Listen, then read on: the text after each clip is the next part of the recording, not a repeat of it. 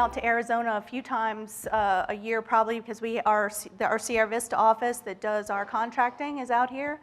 And so we come out and do some site visits and meetings with them. So this isn't my first time.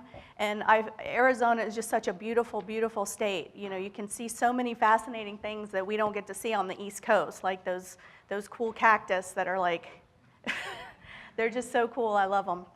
So I am the program director for the Small Business Programs Office at DARPA. And the way I have structured my presentation is to go over some of the questions that was just asked in the last session. You know, how do you respond to BAAs? How do you contact a program manager? The majority of the focus will be on SBIR and STTR, but as Bob said, there is a whole wealth of other opportunities for you to participate with us. So first of all, how do you do business with DARPA? What we do is we make pivotal investments in ideas that lead to breakthrough technology for national security, which means we're not looking for evolutionary or incremental improvements, but revolutionary technologies. In order to maximize the pool of innovation that we have, our BAAs are open to all capable sources. So that's academia, industry, and small business. It can also be open to foreign nations as well.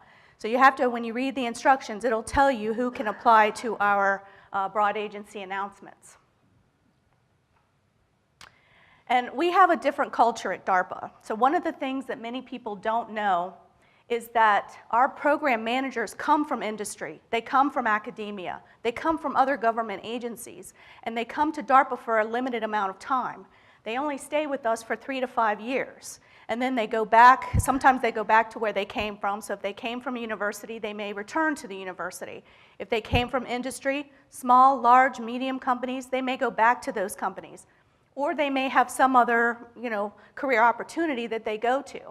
So it's not like some of our sister agencies where we have 3 or 4 of the same type of person working on the same thing. When a person comes to DARPA, they come to tackle a difficult challenge. And they're very aggressive when they're at DARPA to get something done. But when they leave, that program is over.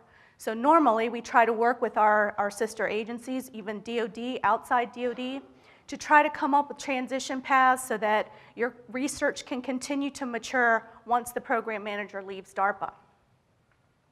These people are also considered the top of their fields, and they're the key individuals that you'll need to work with in order to do business with us.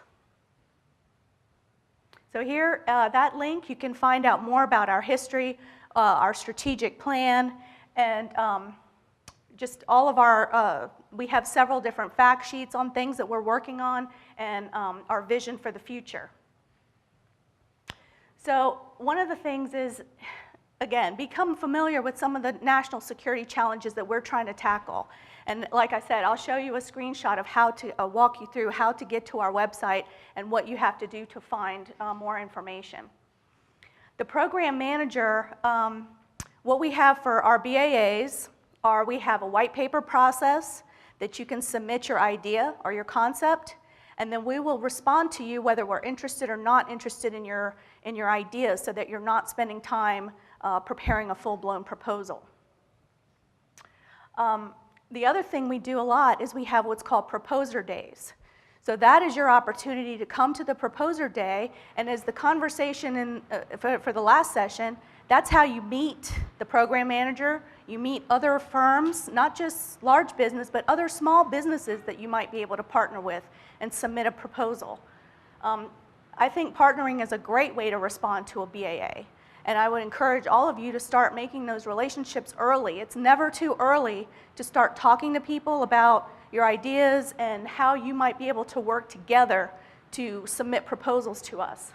Because you may have, even in this room, you may have technologies complementary to one another.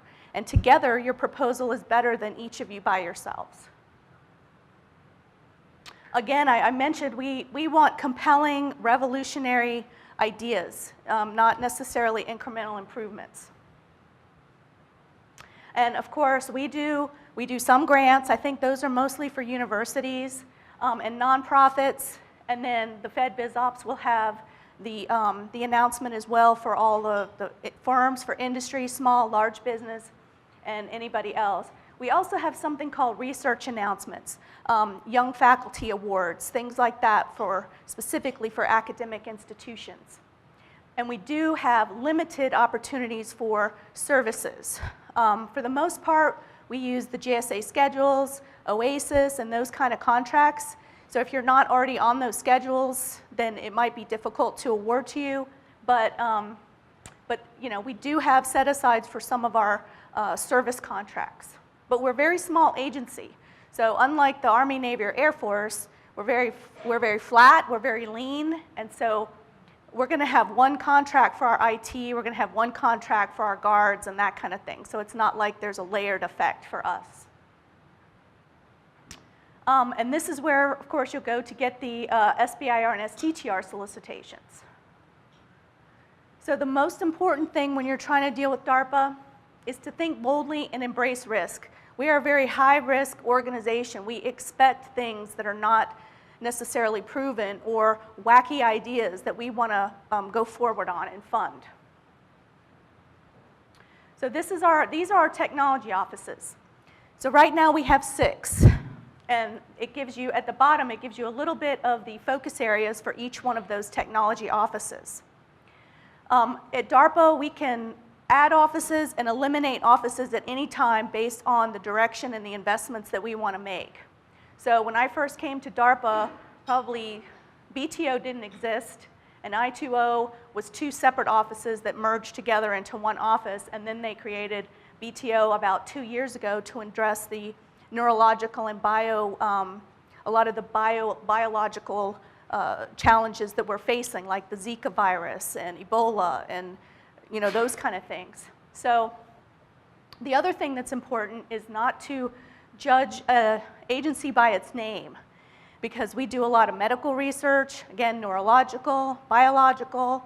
The Army does medical research, we do medical research. So take some time to familiarize yourself with the challenges each one of these offices is trying to address, and then align yourself with that office and start talking to people and reaching out to people. So this is what our website looks like. And as an example, when you click on our research, it gives you an opportunity to search by the kinds of research that you're looking for. And then you can also, from my previous slide, if you know the area, you can also filter by the office itself. And then you can also find the program manager. Shoot, I tried to condense my slides, so I think I cut that out, but is that the thing? So if you go to About Us, that will list all the people in DARPA. It'll give you an opportunity to find an actual person and email them from that website. And like Bob said, that's the opportunity for you to say, hey, I've looked at the stuff that you're working on. I think what I am doing fits in with that. Here's how I think it fits. And what kind of opportunities do you recommend that I submit to? So now I'm going to transition a little bit away from more overarching DARPA, how to do business with us, to more focused on how you do business with us on SBIR and STTR. So our vision is to make sure that at our agency, we give the opportunities maximum opportunities to do business with us in order to address game-changing technologies for the warfighter. That's my office's mission. And then, of course, well, that's our vision, excuse me. And then our mission is to make sure that we comply with all the federal, statutory, regulatory guidelines that we have to follow in order to get you to participate with us. So how do we support DARPA's mission overall? Part of it is doing things like this, coming to outreach events and helping educate you on how to approach us, how to do business with us, directing you to the appropriate program manager in our office, and even sometimes helping you find another agency that might be a better fit for your technology. We're a pretty close group in the SBIR community, so I know Bob, I know Jim Sweeney from the Air Force, I know folks from NASA, NSF, so I will try my best to help direct you to the right people. either within or outside of my agency. Directing you to useful resources. You know, we're going to add the Arizona Tech to our list of resources that we provide people to go to help. You know, if we have an award with Arizona, we can tell the company, if they don't already know about the resources in your state, hey, don't forget to check these resources because they can help you out a lot when you're trying to do business with the government. And obviously, responding to inquiries. We have a help desk that is manned, well, not 24 hours a day, but it's manned for normal business hours, but we try to get back to you at least 3 business days from the time you submit us a question. And then my office is responsible for overseeing participation in SBIR and STTR. And these 4 bullets here is how the SBIR and STTR programs, how we leverage them to help our agency explore high-risk, high-payoff technology and getting unique skill sets into our military programs. So this isn't now, this kind of looks redundant. It used to be we had very different guidelines for STTR, but recently I made a lot of the things the same. So we used to have different amounts. We didn't used to do options for STTR because our funds were so small. So what I've done instead is, you see at the top, the X means fiscal year, first solicitation, second solicitation, third solicitation, and then the STTRs are fiscal year A, B, and C. What DoD started doing in FY15 is they started running the 2 solicitations concurrently for all 3 timelines of the year. And so what I did is, instead of participate in all 3 for STTR, I'm only going to participate in 1, and so that allowed me to make the funding amounts the same for both programs. And that just kind of reduces confusion on your part when you're trying to submit to one program or the other. You don't have to remember that, hey, oh, STTR is different funding amounts. So just to make your lives easier, and it also makes our lives easier if we have it the same. However, the biggest thing to be aware of is that whatever solicitation that you've responded to, that rules your contract awards. So while this is the current information now, if you responded to a solicitation prior to this taking effect, that solicitation still carries over to your awards. So make sure that you understand that. So we do 6-month base for phase 1. We have a $50K option, which is 4 months if you're selected for phase 2. And we're doing that both for SBIR and STTR now. We have a direct to phase 2, which is a provision that was put in the last reauthorization, which allows you to have proven feasibility outside of the SBIR and STTR program. So if you did not have a phase 1, you can submit your feasibility that was proven. Your feasibility has to at least match the phase 1 requirement that's in the topic. And then you submit a phase 2 proposal. And if the PM believes that your feasibility has been proven, then we can select you for a direct to phase 2 award. And that basically cuts a good 12 to 18 months off of the entire process, because you're not having to get the phase 1 award, do the phase 1 work, submit your phase 2 proposal, and so forth. So that really cuts off a lot of the administrative part of phase 1 and phase 2. Right now it's only available for STTR or SBIR, and I think it was an oversight by the Congress, because a lot of times they use the words interchangeably. Every time they say SBIR, they mean SBIR and STTR. But when you get lawyers involved, if something doesn't say something specifically, that means you can't do it. So, right now, we've only extended this to the SBIR program. And with this last reauthorization, we were also not allowed to down select from phase 1 to phase 2. So we have that is open to all phase 1 awardees. You can submit phase 2 proposals to us, and we will notify you when to submit, and then your proposal will be evaluated. And if it's selected, it's a 24-month, $1 million base with a $500K option. And the 500K option is another year. It adds another year to the work. The other thing that Congress did, I don't know if it was for us or to us, was to say that now you can only have 2 phase 2s. So for example, we can award you a phase 2 on your effort, and then if we need to mature it even further, we can award you a second phase 2. But if we do that, then you're done for that particular topic. We can't keep awarding you phase 2s in order to get your technology matured enough. And so for us at DARPA, it hurts a little bit because we are on the more S&T side of things. We're 6.1 through 6.3, which is basic research, applied research, and advanced development research. And so we are on the earlier stage of things. We want high risk, revolutionary. So it's not something that that's that mature when it comes out at the end of the phase 2. So oftentimes we want to put more money on something so that we can get it more mature, so that the folks like Navy, Air Force, Army, they're more interested in what we have to pull it into their platforms.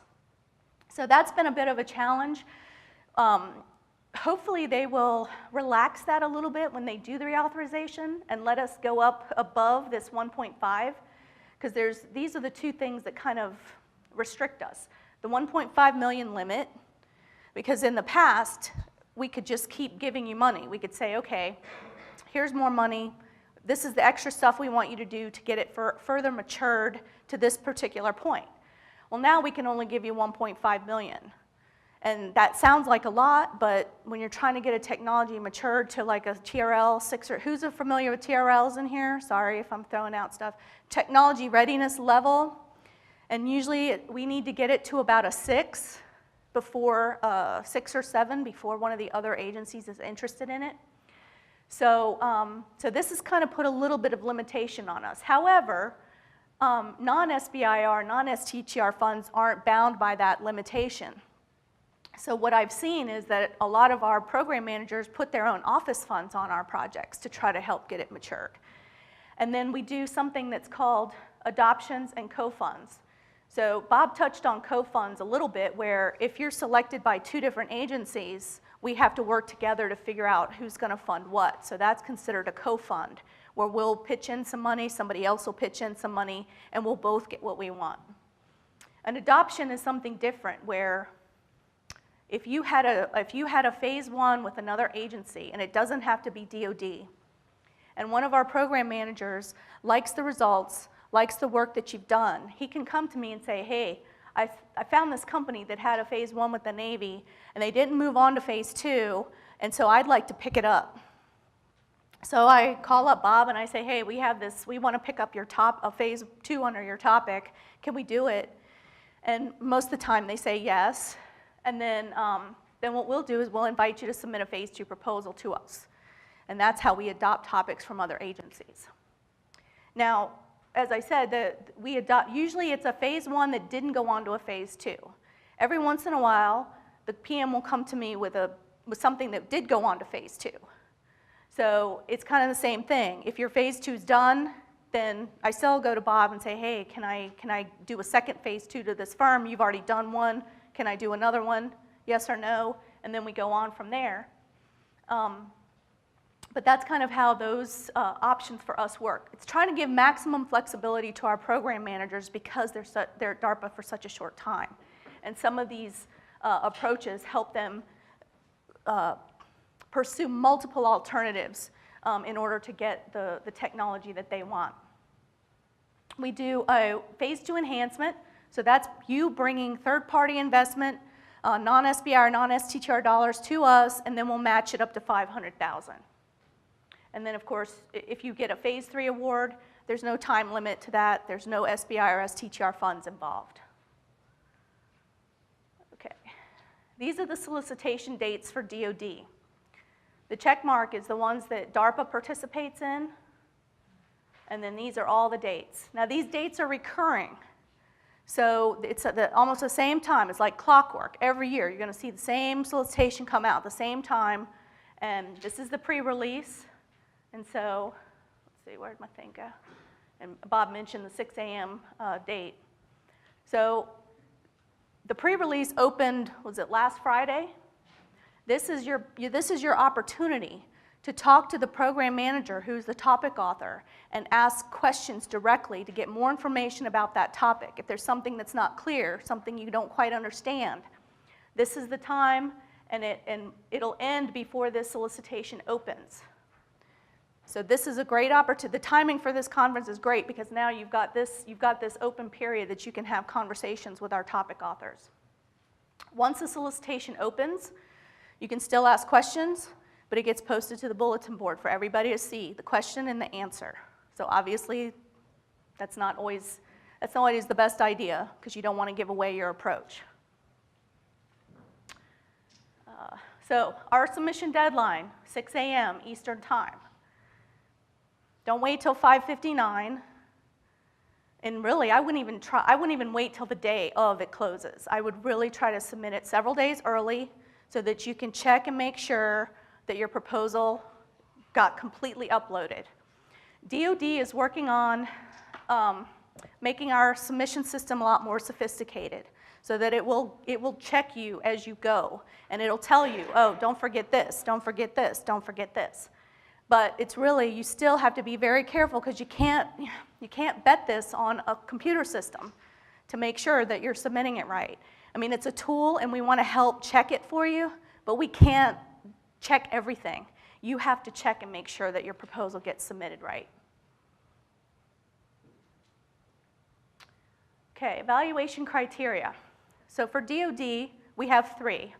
Soundness, technical merit of the innovation, qualifications of the PI and the team, and how they can commercialize the technology, and the commercialization of the effort, warfighter, civilian applications. At DARPA, we like dual-use applications. We like things that are not only going to come back to the military, but that are going to go out in the commercial market.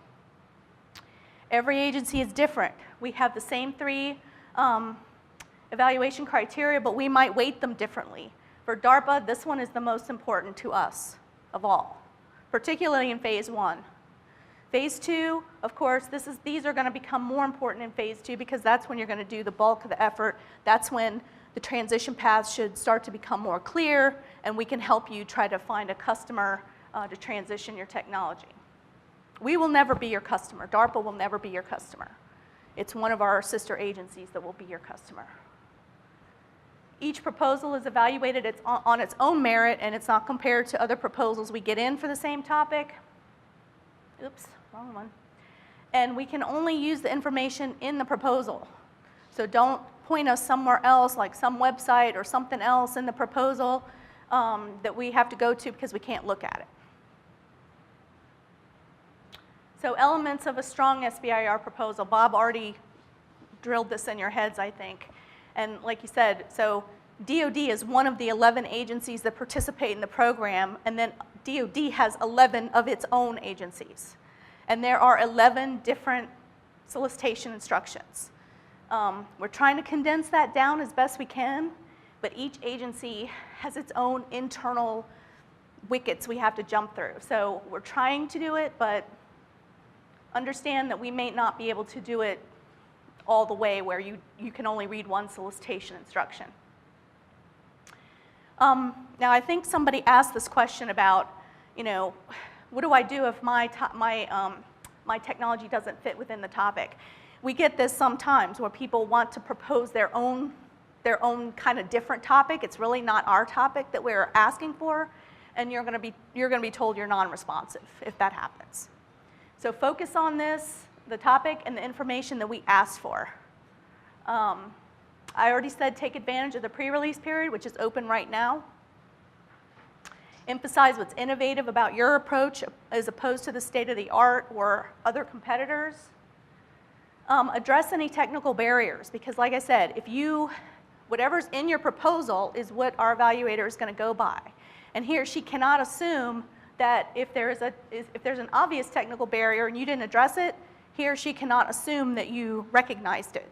So include everything you can in that technical approach. Highlight your past success, technical and commercial, And if you've been an awardee before, please update your company commercialization record, because that is part of what goes into our evaluation for that third criterion.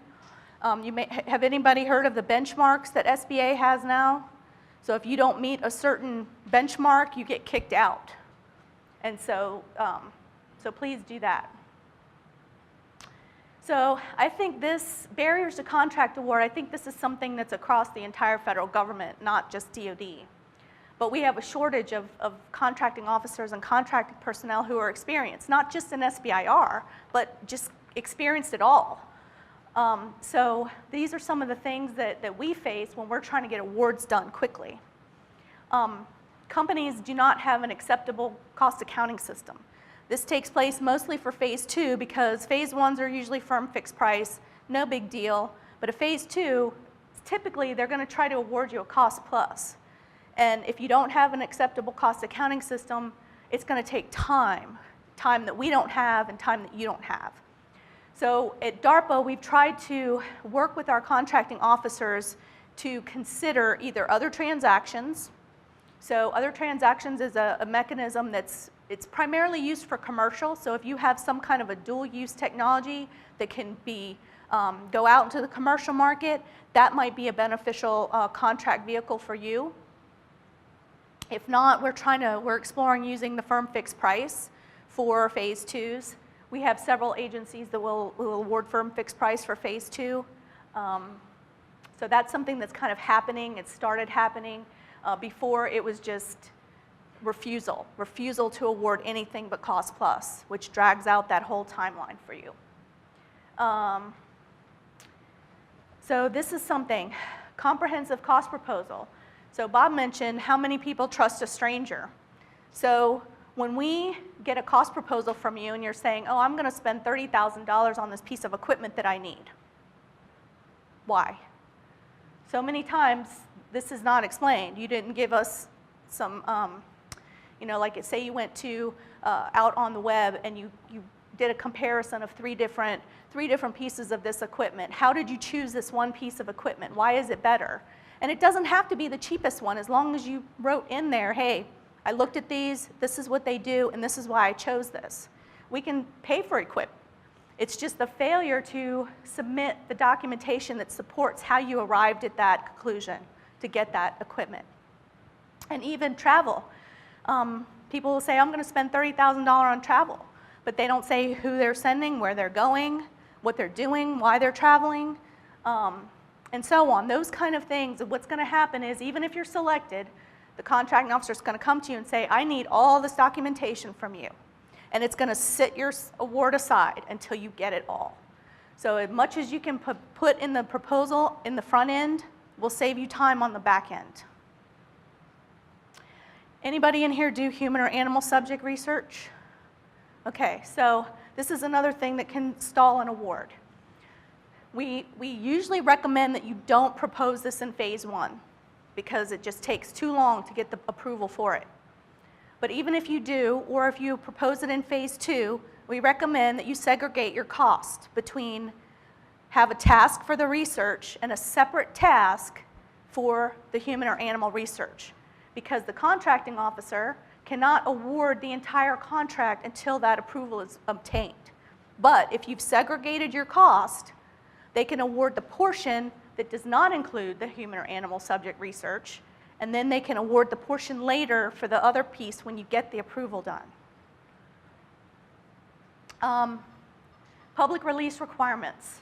A lot of times when this comes in play is when you're dealing with a university and they want to be able to publish things, and DoD doesn't want you to publish anything. Now for DARPA, we've tried to make it very easy where there's not a whole lot of our topics that are ITAR restricted or restricted from publication or anything like that. Every once in a while there is, but I think we've kind of gotten past this. But just know that sometimes when the contracting officer is trying to make the award and the clause about public release requirements flows down to the university, we've had them push back and say, no, I don't want to be subject to this clause. So sometimes that happens. Asserting technical data rights. So for example, if you did some research and paid for it some other way, not through SBIR, and you want to assert data rights to that previous work that you're going to bring over and use on this program, you can do it, but you have to assert these rights in the beginning. What we've had happen is the negotiations are pretty much done, everybody's ready to sign everything, and then the firm's like, oh wait, I want to assert technical rights on this piece because I did this over here and it wasn't paid for by the program. And that stops everything, everything starts over, and it just slows down the process. So I'm not going to go into this too much. I'm not the expert on human or animal subject research. We have these two links to how, for DARPA, how that process works. So, so this is why we tell you, we discourage it in phase 1, is because it takes 6 to 9 months to get that approval. And even if you have a phase 2 to your effort, you don't want to wait for that to get your phase 2 awarded because you want to start work. So post-contract award, here's some things to keep in mind. Read and understand your contract, because there's a lot of clauses in there. And there is one, Bob pointed out, cybersecurity. We're very interested in that, and that is now a clause in your contract that you have to make sure that your IT system meets certain requirements so that you don't get hacked and we don't lose our government information to our enemies. Executing your technical milestones. Some of this seems very mundane, right? You think, who wouldn't know this? But I think sometimes people get caught up. You have multiple contracts going on. You might get one contract confused with the other contract, particularly if you're trying to do a lot of this yourself and you don't have all the people that you need to support you. Things slip away. Time slips away. Things get away from you. So just try to remember that these are very important things about your contract that can make you in violation of it if you're not careful. This is something that we get quite a bit. The firm has, in a way, they've accelerated their progress. They're doing great. They're spending money like wildfire, and then all of a sudden, they need more money. They've done it too fast. And unless we get, I should have put this other one in front. But anyway, unless we get, where is it? Okay, there it is. So you're supposed to notify the contracting officer when you're 75% expended on your contract. That way, this doesn't happen. So we'll get a call saying, oh, we don't have any more money, can you send us more money? And of course, I'm going to send you more money. I don't want you to stop work. I don't want you not to be able to bill. But even if I did everything that day and hand walked it to every person that had to sign it, and every person was at their desk waiting for me, and everything got done, you still will not get the money that day. You won't. So just try to keep that in mind. I don't want you guys to ever have to not be able to bill or get the money that you worked for.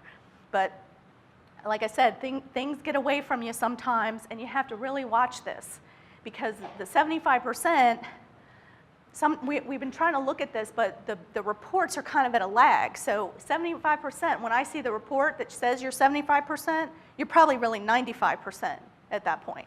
And I'm still behind. I'm still behind trying to send you money. So just keep that in mind. This is another important one. Don't continue working past your contract end date. You got to get a no-cost extension. You have to, because we will not pay you if you keep working. I know you think, a lot of people say, well, I was trying to do, I'm trying to do it for you. I'm trying to get, we can't. Federal regulations, it prohibits us from paying you. So as much as we'd like to, just don't be tempted. And we really need these, I said 30 days in advance here of your contract end date, but really as soon as you know you need an extension, just ask for one. Check with your COR, your COR, your contracting officer, your PM. Check with our office. Check with somebody and say, hey, can I get a no-cost extension as soon as you think you need one? Because that'll just save everybody time. Because this is another one where we'll get the last day of the contract. Today's the last day. I need a no-cost extension. I'll jump through hoops to do it, but just sometimes it can't be done. You have to notify your contracting officer if you change subs or you change your principal and investigator. If you do that, and it's not a person of the same caliber, we can end the contract. And don't deviate from the original scope of work. Even if you think you heard someone tell you to, don't. Contact your contracting officer, get clarification. Is this within scope? Can I do this? And if so, then if not, they may have to mod the contract, but it's better for you to be safe and understand that whatever you're doing, or anything that you've asked that seems away from what you were asked to do originally, and then any questions, contact your contracting officer. They're there to help you. They're there to help you understand what's in your contract and execute it so that you don't get yourself in trouble. So we have a transition and commercialization support program for our Phase 2 awardees. It's with strategic analysis.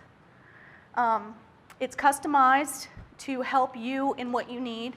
So when you're awarded the Phase 2 contract, we'll reach out to you, let you know that you're eligible to participate in this assistance program, and then we'll do a kickoff with you to understand where you're trying to go, what your needs are as far as help with, because we don't want to help you with something you don't need, right? So if you don't need help with developing a business model, we're not going to spend time trying to force you to use our business model. That's not what it's about. It's helping you. This is where we do this the most. The partners, collaborators,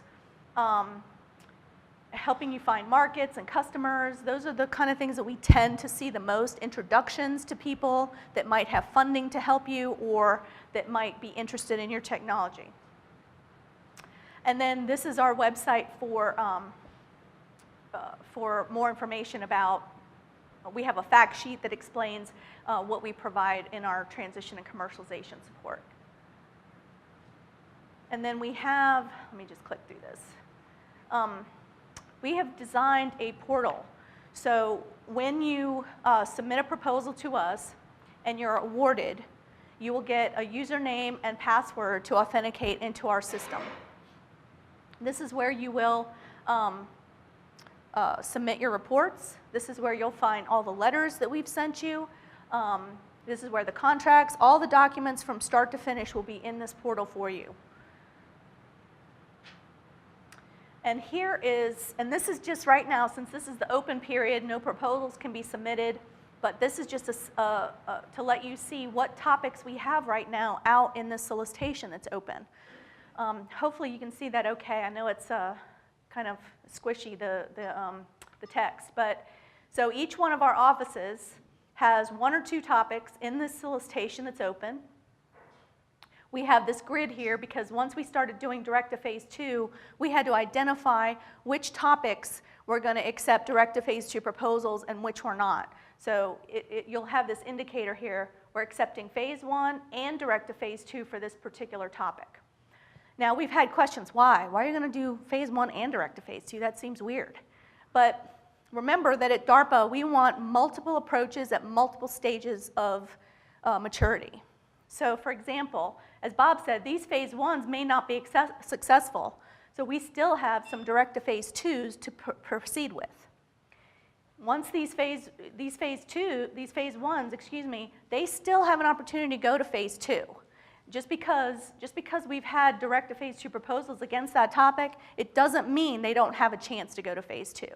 So understand that when you're trying to decide what to submit to, don't automatically think that, oh, they don't care about the Phase 1s because they got a direct to Phase 2 there. We may not get any direct to Phase 2 proposals, or they may not be any good, or the feasibility may not be proven. So don't let this scare you away from submitting a Phase 1 proposal. And it's funny how with every solicitation, the program manager decides whether he or she wants it to be direct Phase 2 eligible. And we've had a lot of up and down. So sometimes we may have just a couple of topics that are direct to Phase 2 eligible. We've only had one time where the program manager said, I only want direct to Phase 2 proposals. I don't want any Phase 1s. And I warned him, I said, look, if you don't get any direct to Phase 2 proposals, you lost your topic. So are you sure? And he was sure. And lucky for him, he got 3 direct to Phase 2 proposals, and we funded all 3 direct to Phase 2 proposals. So generally speaking, I reserve budget for 3 Phase 1s for every topic. 1 directive phase 2 for every topic, 1 traditional phase 2 for every topic. That's how I kind of budget for all this stuff.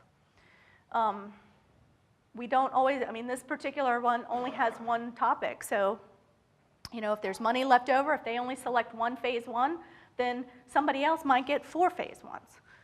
So don't let this scare you. Just submit your proposal and see where it goes. Let's see, so here in this one, we only happen to have 1 that said, no, I don't want any directive phase 2s. And this time, we have more topics this time. We usually, we have 6 technical offices. In the past, we've done about 6 topics, 1 for each office. But over the last couple of years, we've gotten more money in SBIR and STTR. So I had to increase the number of topics so that we can spend the money.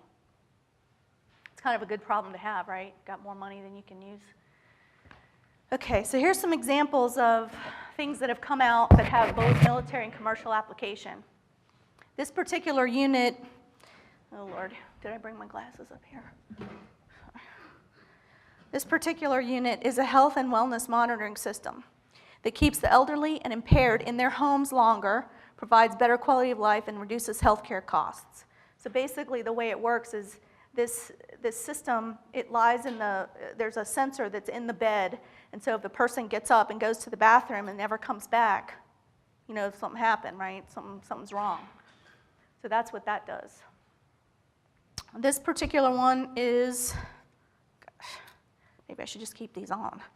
A neurophysiological tool that delivers significant improvements in intelligence analysis and training systems by identifying cognitive information and visual interest. So it's recording the visual cues that when the person sees something on the screen, it's recording what's happening in the brain when that's happening. This is data is digitized on this written piece of paper or a plan or form for instant upload into a commercial software like Microsoft Office and Adobe Acrobat.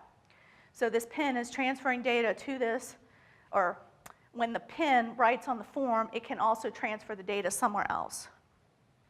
So one of the examples that was used for this is, you know, like the bombing in Boston. If there was first responders there, they could, as they're trying to triage patients that are injured, they can go, you know, fill out a form, this person's critical, needs attention right away, and kind of alert the hospital ahead that these are the people coming for them to treat from this disaster that happened.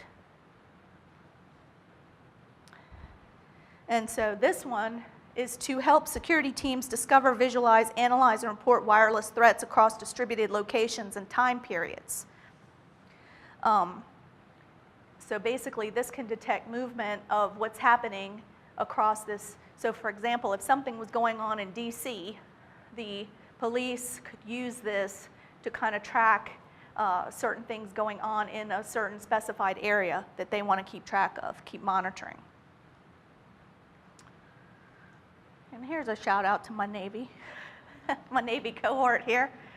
So this is a bay door of a DDG class Navy destroyer helicopter hangar. So before this company, and this company did something a little unusual, they actually were a commercial company. They were producing these lights commercially, and they saw that the Navy had an issue, and they came in the opposite way. So usually you're in SBIR and you're trying to go out commercially. Well, they were already commercial and came into SBIR to have their lights adapted for the Navy. So what this does is this door had to be opened in order to let light in, because the lights weren't good enough in there. And so you can imagine the energy, the waste of energy opening and closing that door all the time. So they adapted these lights so that they would put off enough light in here so that they didn't have to open the door. And that resulted in reducing power costs by 36%. So these are just some of the ways that you guys help us achieve our goals, our missions, and help protect the warfighter, make their lives easier. And we really need you to do that. So I hope that what you take away from these presentations is that we need your help for national security, and we'll hope that you'll participate in the programs. This is my contact information. This is our help desk. Our support team mans this. You know, they'll answer emails, they'll answer phone messages, and anything they can't answer, they'll forward to me for me to answer. You can still reach out to me if you like as well, but if I'm traveling, it's better just to use this, because if I'm traveling, there might be a delay in my response to you, and if you need something quickly, like this solicitation's open and you need an answer to something, it's better to use our help desk. So with that, that's all I have. I don't know, I'm a terrible timekeeper, so hopefully you're keeping my time for me. And if not, I'll be here to answer questions if